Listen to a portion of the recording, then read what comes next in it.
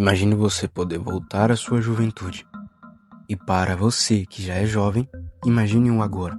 Seu potencial lá em cima, uma inteligência acima dos outros, formoso, respeitado e com uma vida cheia de sonhos e projetos pela frente. Mas aí, de um dia para o outro, a sua vida vira de cabeça para baixo. Você é tirado da sua casa, pais, parentes, tirado de todos os planos e projetos que você tinha arquitetado para servir a um rei e a um povo que parece que a todo momento só quer te matar, te oferecendo comida de luxo, manjares, em troca de servir a outros deuses do rei. Acha que daria conta? Bom, teve um maluco da Bíblia que deu, e foi muito mais longe. Eu te apresento.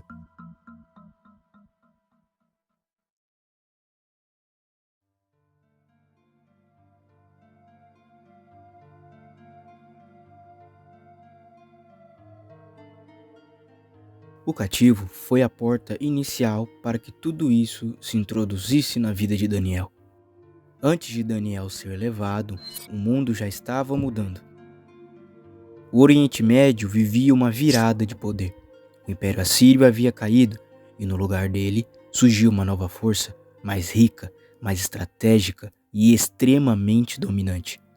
O Império Neobabilônico era liderado por Nabucodonosor II, um império conhecido por conquistas militares, riqueza absurda e o avanço cultural. Mas não era só território que eles queriam ou que eles conquistavam, eram pessoas. Israel, Judá, estavam no caminho desse império e não demorou muito até serem dominados. De acordo com o relato bíblico, no livro de Daniel, capítulo 1, no terceiro ano do reinado de Jeoiaquim, Jerusalém foi invadida por Nabucodonosor. A Bíblia relata que eram jovens que não houvesse defeito algum, formosos de aparência, instruídos de toda sabedoria. Fala uma frase em inglês, por favor. Deixa eu ver. Feijão com farinha? Sábios em ciência e entendidos do conhecimento. Bom, só pela parte dos formosos eu já não ia participar. E a risada faz... Pois bem, entre esses, os destacados são Daniel, Ananias, Misael e Azarias. E junto com a cidade vieram as perdas, famílias separadas, futuro interrompido, identidade ameaçada, e levaram estes jovens com um futuro inteiro pela frente. Mas agora, eles não foram escolhidos por acaso. A Babilônia não leva qualquer um. Eles levavam os melhores para transformá-los. Esses jovens seriam treinados na língua, na cultura e na ciência da Babilônia. Não era apenas educação, era reprogramação, porque o objetivo não era só servir ao rei, era deixar de ser quem eram. E então começou o processo mais silencioso e mais perigoso de todos, a mudança de identidade. Daniel agora era Beltesazar, Ananias virou Sadraque, Misael virou Mesaque e Azarias, Abednego, nomes que não apontavam mais para o Deus de Israel, o Deus que eles serviam, mas para os deuses da Babilônia. Percebe? Eles não arrancaram só esses jovens da sua terra, eles estão tentando arrancar os deuses dele. O cativo não era só físico, era mental, era cultural e era espiritual. E agora, longe de casa, longe da família, longe de tudo que conheciam, estes jovens teriam que decidir quem eles realmente eram. Olá, vim passar aqui um pouco rapidinho no vídeo para avisar que, enquanto eu gravei esse áudio dessa parte do vídeo, eu estava um pouquinho mal. Eu estava com um pouco de gripe, estava um pouquinho mal, mas espero que possa compreender muito bem o que eu estou querendo dizer e espero que não tenha ficado difícil de compreender as palavras. Mas eu acho que não ficou não, eu acho que ficou bom. Então, bom vídeo.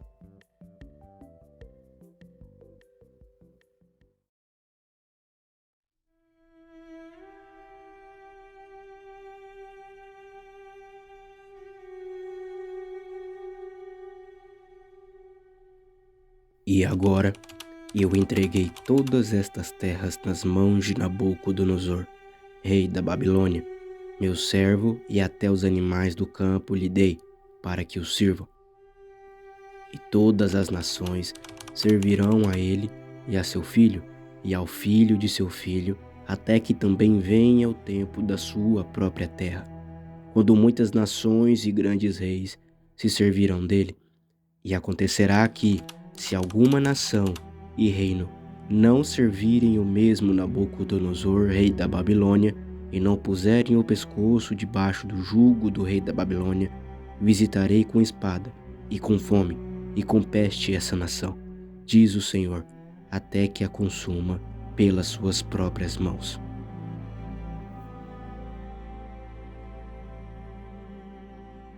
Bom, eu vou dar uma breve explicação sobre a Babilônia, antes de falar um pouco da história de Daniel e de seus amigos.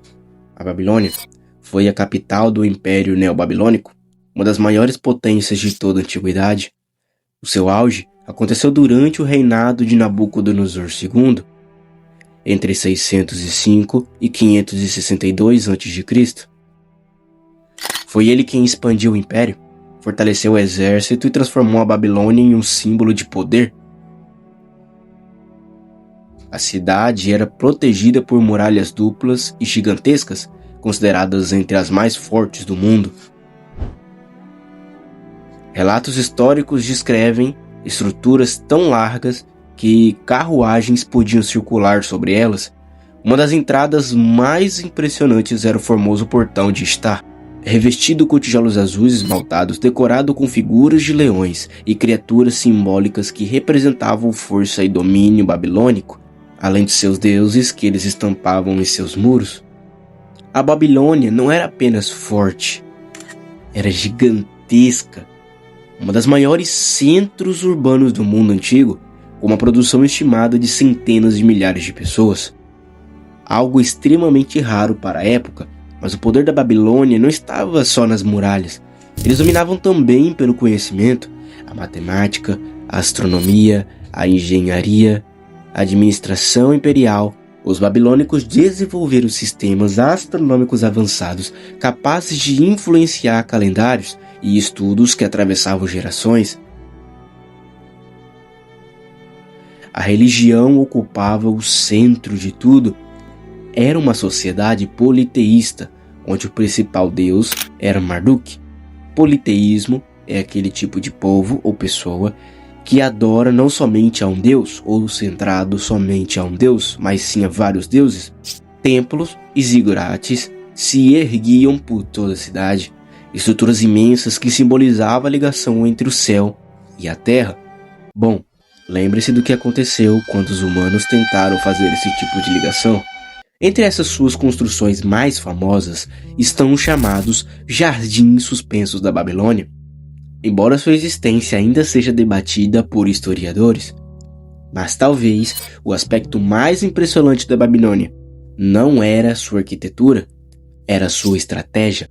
O império não apenas conquistava povos, ele os transformava. Eles dominavam territórios, deportavam populações, reeducavam as elites e integravam todos os sistemas babilônicos. Foi exatamente nesse contexto que jovens da nobreza de Judá foram levados. Como relatado em Daniel capítulo 1, esse período ficou conhecido como cativeiro babilônico e durou cerca de 70 anos. Durante esse tempo, um povo inteiro viveu longe de sua terra, da sua cultura, da sua identidade. Mas nenhum império é eterno.